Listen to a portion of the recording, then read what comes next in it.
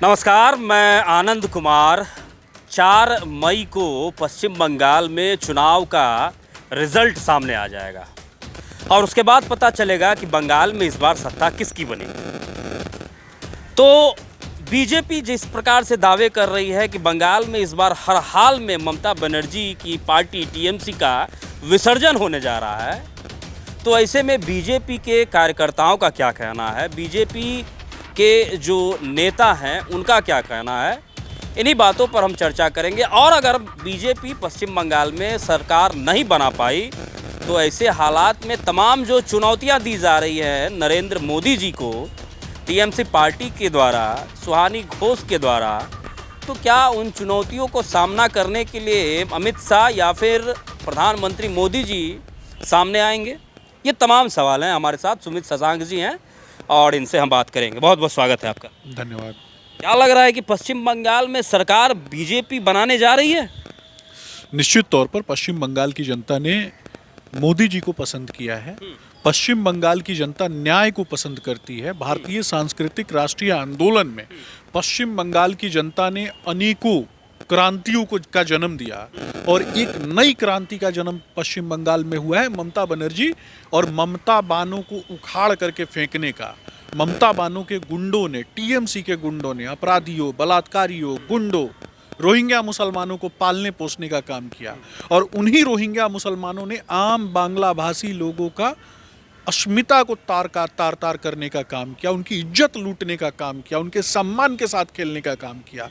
पश्चिम बंगाल की जनता से जो है वो ममता बनर्जी से त्रस्त हो चुकी है। ये रटी रटाई हुई बातें आप जो कह रहे हैं, ये कहीं ना कहीं गृह मंत्री अमित शाह हो या फिर प्रधानमंत्री नरेंद्र मोदी जी हो, योगी आदित्यनाथ हो, ये तमाम लोग जाकर के पश्चिम बंगाल में यही बातें कह करके वापस आ गए हैं।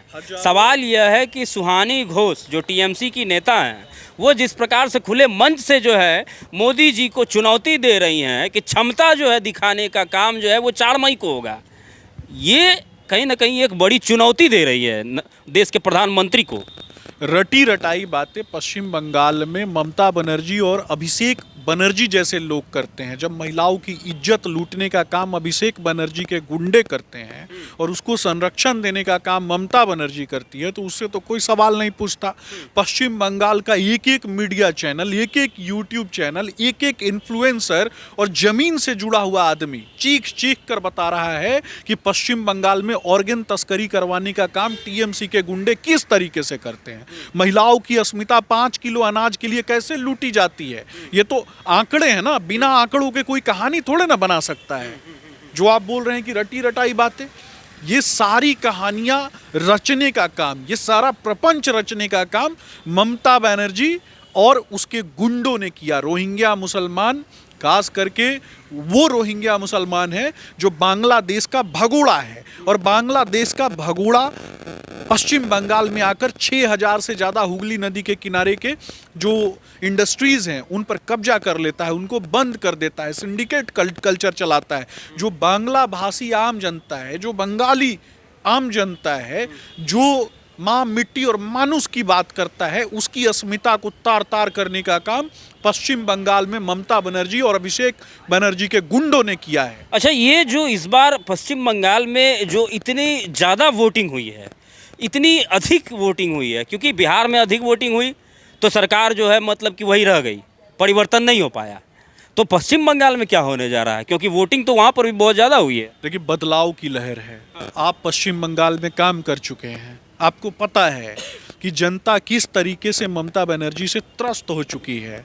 ममता बनर्जी पिछली बार पैर टूटने का नाटक करके जनता को बरगलाने का काम किया, बंगाल की सीधी साधी जनता को फुसलाने का काम किया, लेकिन पिछली बार हम 38% वोट पर थे और आप देखेंगे 2 दिन के बाद रिजल्ट आएगा, आप देखेंगे रोहिंग्या रिजल्ट आएगा 4 मई, बता रहा हूँ, रोहिंग्या मुसलमान किस तरीके से भागते हुए नजर आएंगे वहां से, सब देखेंगे। जो भगोड़ा रोहिंग्या मुसलमान बांग्लादेश से भागकर भारत में आया, वैसे सभी रोहिंग्या मुसलमानों को भगाने का काम हमारी सरकार करेगी और पश्चिम बंगाल की आम जनता, जिसके 22,000 से ज़्यादा लघु एवं कुटीर उद्योग बंद हो गए हैं, उसको फिर से हम एड्स प्रदान करके और बहुत सारी सुविधाएं प्रदान करके। अमित शाह ने कहा है कि सीआरपीएफ जो है रिजल्ट आने के बाद भी 60 दिनों तक पश्चिम बंगाल में रहेगी। तो सीआरपीएफ को पश्चिम बंगाल में रख के कहीं यही तो तैयारी नहीं है कि बांग्लादेशियों को वापस भेजना है? निश्चित तौर पे बांग्लादेशी जहां भी रहेगा उसको भागना ही पड़ेगा। भारत उनका नहीं है। ममता बनर्जी कितना भी गोद में खिला ले, कितना भी गोद में पाल ले किसी रोहिंग्या मुसलमान को भागना पड़ेगा तो भागना पड़ेगा। 4 मई को अगर सरकार वहां पर भाजपा की नहीं बन पाई तो फिर क्या होगा? ये आपको लगता है पश्चिम बंगाल की जनता ने ये कहीं ना कहीं जो विपक्ष के जो लोग हैं वो सवाल उठा रहे हैं कि क्षमता जो है मतलब देखी जाएगी। अगर मगर की बातें नहीं करते हैं, हम गुंडों और अपराधियों की क्षमता के विषय में नहीं बात करते हैं। सयानी घोष हो या फिर अभिषेक बनर्जी जैसा गुंडा हो, वैसे लोगों की बात नहीं करते हैं। हम पश्चिम बंगाल के विकास की बात करते हैं, भारतीय सांस्कृतिक आंदोलन की बात करते हैं। जब अंग्रेजों के सामने नहीं डरे पश्चिम बंगाल के लोग, तो ये ममता बनर्जी के गुंडे के सामने डर जाएंगे, अभिषेक बनर्जी जैसे गुंडे के सामने डरेंगे। पश्चिम बंगाल में कांग्रेस का जो रवैया रहा, चुनाव लड़ने का जो प्रक्रिया रहा, जो चुनाव लड़ने का तरीका रहा, उसको देख के क्या लग रहा है कि राहुल गांधी कहीं ना कहीं भीतर मन से चाह रहे हैं कि बंगाल में भाजपा की सरकार आ जाए? देखिए, दुरंगा पूंछ रंगा के घूमने वाले राहुल गांधी के बारे में बहुत ज़्यादा बात नहीं करना है। पश्चिम बंगाल में उनका सुपड़ा साफ है, देश में भी सुपड़ा साफ है। देश की जनता ने ऐसे लोगों का सुपड़ा साफ कर दिया है। ये आइडियोलॉजिकल स्विंग के शिकार हैं और इनकी मानसिकता जो है वो राष्ट्र विरोधी है। राष्ट्र विरोधी मानसिकता वाले लोगों के बारे में जनता को मालूम है। जनता ने ऐसे लोगों को हाशिए पर खड़ा करके पहुंचा दिया है। बहुत बहुत धन्यवाद। तो ये हमारे साथ भाजपा के नेता थे जिनसे हमने बात की, और सवाल अब भी वही है कि ये कहीं ना कहीं पश्चिम बंगाल से जिस प्रकार की आवाज़ें सामने निकल करके आ रही हैं, देश के प्रधानमंत्री के क्षमता को जो है वो बताने की कोशिश की जा रही है कि 4 मई को जब पश्चिम बंगाल का चुनाव का परिणाम सामने आएगा, उस वक्त प्रधानमंत्री हो या फिर गृह मंत्री हो, उनकी क्षमता को नापा जाएगा। ये टीएमसी के नेता सुहानी घोष का बयान है। तो देखना यह है कि जनता क्या करती है। बहुत बहुत धन्यवाद।